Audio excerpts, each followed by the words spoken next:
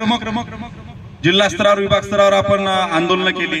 हिंगोलीला झालं, बीडला झालं, अकोल्याला झालं, अमरावतीला झालं, पाथरीला झालं, कोल्हापूरला झालं, सांगलीला झालं, जिल्हे असे सोडले नाही, गडचिरोली झालं, गोंदिया झालं। पावसामध्ये आपले लोक आपण आंदोलन केलं। मग आता 12 तारखेला बोलल्यानंतर त्याचा कॅबिनेट मध्ये निर्णय व्हावा, त्याचा शासन आदेश निघावा, यासाठी 1 महिना आपण सगळ्या पद्धतीनं जिल्हा स्तरावर विभाग स्तरावर आपण आंदोलन केले की नाही।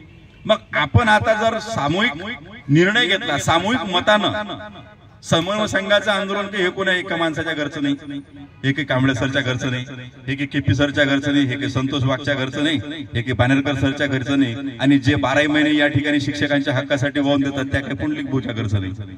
हे आंदोलन आपल्या शिक्षकांचं आहे। जर आपली मागणी एखाद्या विषयाची आपण करत आहे आणि त्या मागणीला जर यश येत नसेल तर आपण रस्ता बदलला पाहिजे, ध्येयाने बदललं पाहिजे, रस्ता बदलला पाहिजे। आणि तो रस्ता बदलण्याचं कामच 16 ऑगस्ट पासूनच हे आपलं हुंकार आंदोलनाच्या माध्यमातून आपण करत आहोत। पहिल्या दिवस पासून थोडे लोक जरी कमी असले तरी या ठिकाणी ज्यांच्या नावावर आपण आंदोलन लावतो त्या माणसाने हार मानली काय? ज्या लोकांच्या नावावर आपण म्हणतो की बा आम्ही सहकार्य करायला तयार, आम्ही येतो, लढतो, लढत आलो।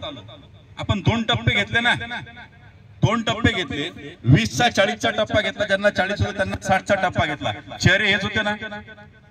मग आता तुम्हाला सरकार जर देऊ इच्छित आहे, सरकारने जर सभागृहामध्ये घोषणा घेतली तर आता पुढचा टप्पा नको आहे काय?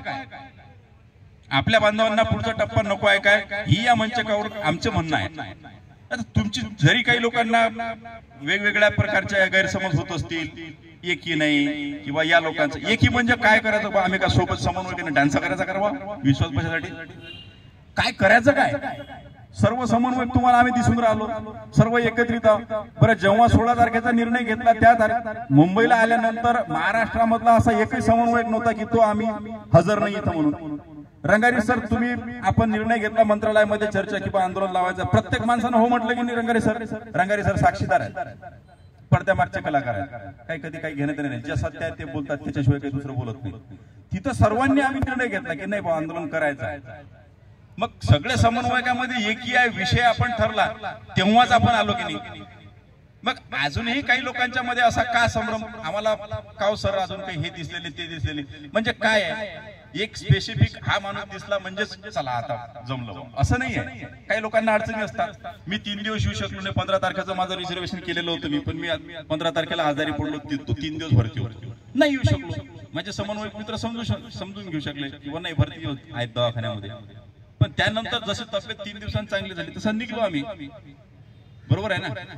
आता जरी आज गुरुवार शुक्रवार असला, शनिवार रविवार 2 दिवस जरी कमी होत असलं तरी या माध्यमातून समन्वय संघाच्या हुंकार आंदोलनाचा जो 7वा दिवस आहे, प्रत्येक जिल्हाध्यक्ष, ज्या जिल्हाध्यक्ष काही जे आपण या ठिकाणी नियुक्त केलेले आहेत, संघटनेचे कोणीही असो किंवा जे आमच्या संपर्कात आहेत, त्या प्रत्येकाला आव्हान राहील या ठिकाणावर की त्यांनी सोमवारपासून काही करून आपल्या जिल्ह्यातून जास्तीत जास्त लोक काढले गेले पाहिजेत। आज फक्त जिल्हाध्यक्षांची नावं घेतली, जिल्हाध्यक्षांना आवाहन करतोय, परंतु उद्यापासून आम्ही प्रत्येक जिल्हाध्यक्षाला फोन करणार आणि त्यांच्या जिल्ह्यात मधला जे लोक आहेत त्याचा बॅकअप समन्वय संघाचं जे आपलं आंदोलन हक्कासाठी लावलेलं आहे हे कोणाच्या एकाच्या हक्कासाठी नाही आहे। जर ही वेळ निघून गेली, शिक्षण मंत्री महोदय द्यायला तयार आहेत, त्यांच्या मनामध्ये भावना होती म्हणूनच त्यांनी सभागृहामध्ये घोषणा केली, त्यांच्या मनामध्ये द्यायची भावना आहे म्हणूनच त्यांनी फाईल तयार केली। अर्थ खात्याने 2-2, 4-4 वेळचे मुद्दे सांगितले, ते 4-4, 5-5 वेळेस मुद्दे संचालक कार्यालयाकडून मागवण्याचं काम खुद्द शिक्षण मंत्री महोदयांनी केलं। मग आज आपण जर काही आंदोलन या ठिकाणी करत आहे तर एक प्रकारे शिक्षण मंत्री महोदयांचे हातच बळकट करत आहे, आपण त्यांच्याच पाठीशी उभं राहत आहे, ते आपल्या फायद्यासाठी, आपल्या मागणीसाठी। म्हणून ही या गोष्टीतलं मर्म तुम्ही लक्षात घ्या की काही शिक्षण मंत्री महोदयांचं जरी द्यायची इच्छा असली तरी अर्थ खात्यामध्ये फाईल गेल्यानंतर आपल्याला 2 आंदोलनाच्या वेळचा अनुभव आहे, त्या ठिकाणी वेळ लागतो, बऱ्याचशा अडीअडचणी त्याच्यामध्ये शेरे लिहिले जातात।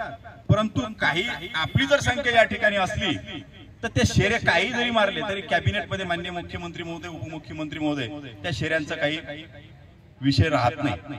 देवेंद्र फडणवीस साहेबांचं 2-4 दिवसाच्या पहिलीची तुम्ही एक व्हिडिओ क्लिप ऐकली असेल, जर शासनाला द्यायचा आहे तर तो निर्णय आम्ही कॅबिनेटमध्ये घेत असतो, कॅबिनेट म्हणजे शासनाचा निर्णय।